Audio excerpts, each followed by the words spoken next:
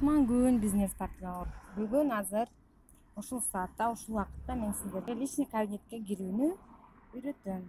Адегенде хромду басабыз.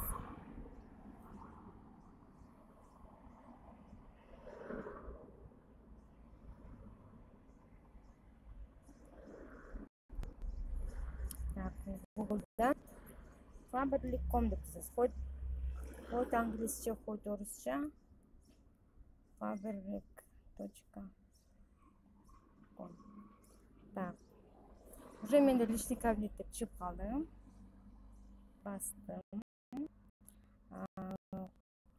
Официальный сайт Faberlic дегенди басабыз.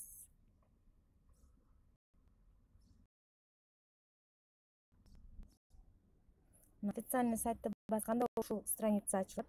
Анан мына кишинин сүрөкөтүн басабыз. Бул жерде менин өзүмдүн регистрационный номерим турат.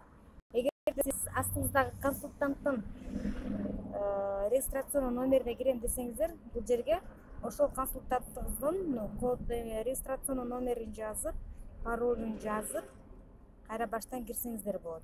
Назат менен өчүрөсүздөр. Так.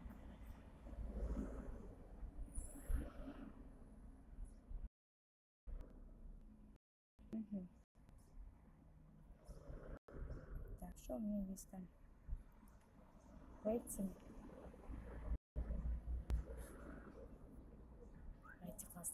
Ана көбүнчөңүздөр ушул страница ачылганда түшүнбөй калып жатасыздар. Мына личный кабинеттен кишинин сүрөкөтүн басабыз. Болду. Биз личный кабинетибизге кирип алдык.